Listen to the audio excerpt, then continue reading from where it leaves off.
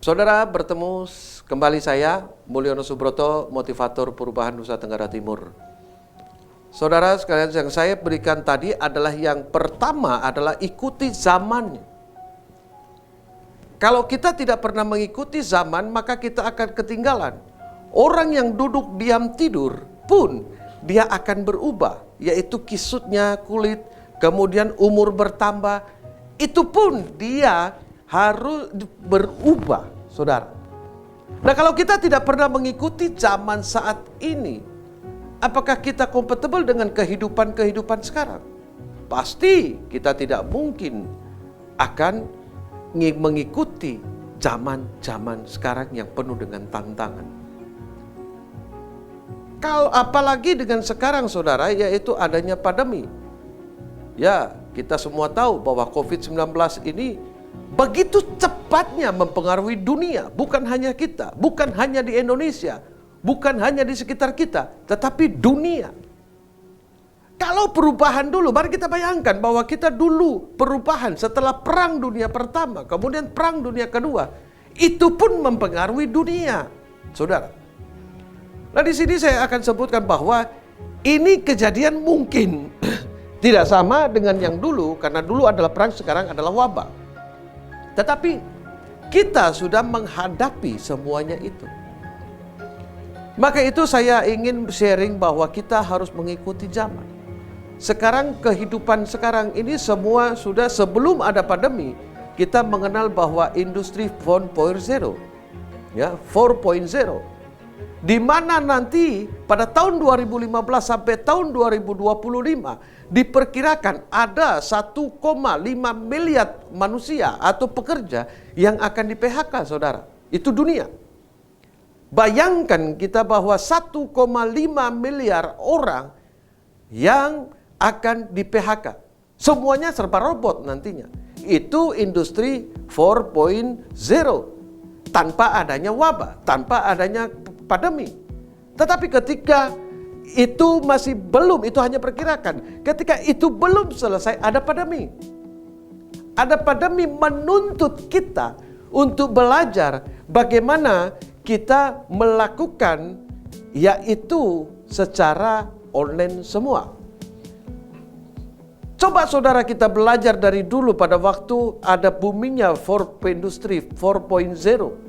Kita mulai belajar bagaimana kita online, bagaimana kita menggunakan Viber, bagaimana kita menggunakan internet, bagaimana kita menggunakan aplikasi-aplikasi yang ada.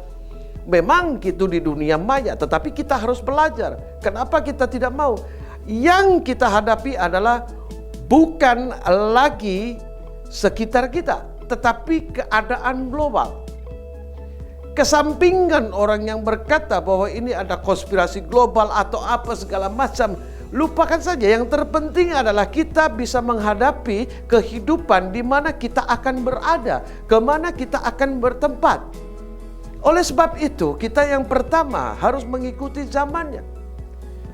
Kalau kita mengikuti zaman, berarti sekarang ada banyak perusahaan, saudara, banyak perusahaan yang sekarang mungkin dulunya dia berproduksi kosmetik, sekarang sudah memproduksi sabun cuci tangan, hand sanitizer.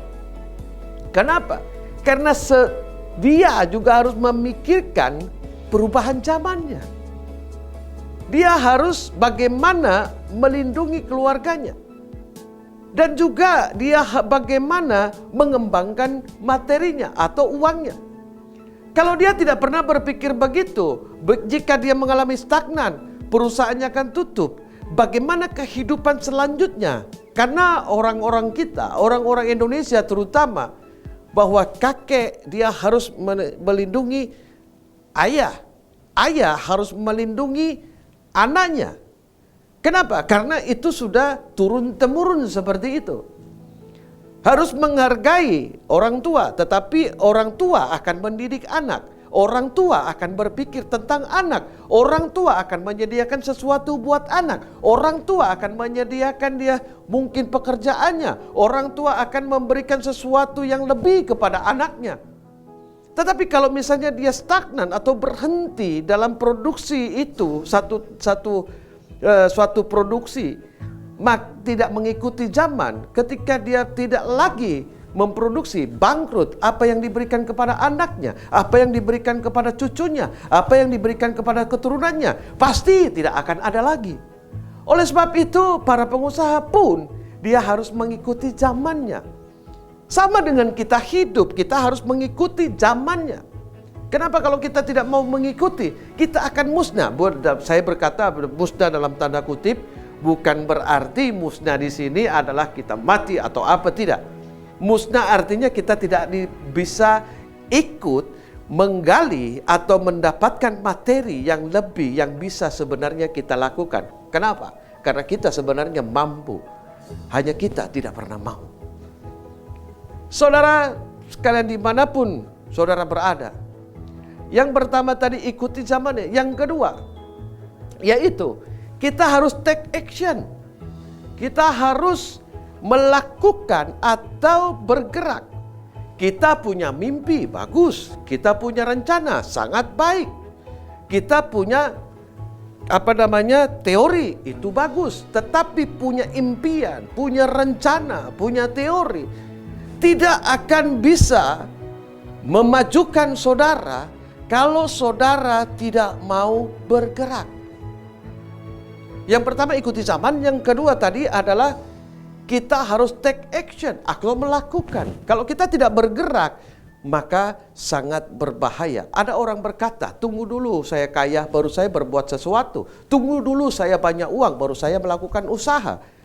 Kenapa kok kita tidak bergerak dulu supaya kita punya usaha, supaya keadaan kita berubah? Artinya seperti ini, saya punya kata bahwa jangan tunggu kondisi membaik baru kita melakukan sesuatu, tetapi lakukanlah sesuatu akan kondisi kita membaik nantinya.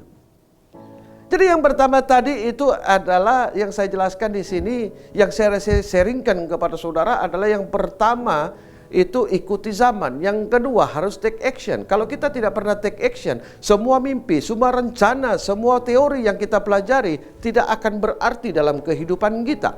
Kalau kita sudah tidak berarti dalam kehidupan kita, berarti kita sudah gagal. Oke, banyak orang yang berkata bahwa hidup harus berencana, karena kita gagal ketika kita tidak berencana. Tetapi kalau Anda hanya berencana, tetapi Anda tidak pernah melakukan rencana itu, maka Anda akan menjadi orang yang sia-sia. Kenapa? Itu seperti kita menjaring angin yang tidak tahu di mana ada ikannya, yang tidak tahu di mana kita bisa menjaringnya. Tetapi kita hanya menjaring angin yang tidak pernah kita kelihatan.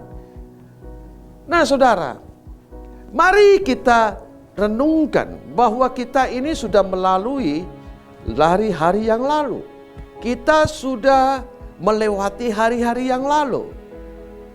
Nyaman, pasti. Enak, pasti. Toh juga saya bisa hidup sampai di sini.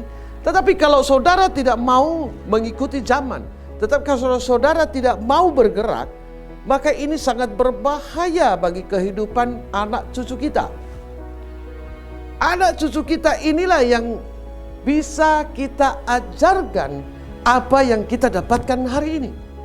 Kalau kita tidak mau dan tidak memberikan sesuatu kepada anak cucu kita, maka kita tidak akan pernah berarti dalam kehidupan kita. Jadi saudara, mari kita ini benar-benar melakukan sesuatu. Saudara, jangan kemana-mana, ikuti jeda ini, nanti bertemu dengan saya kembali, Mulyono Subroto.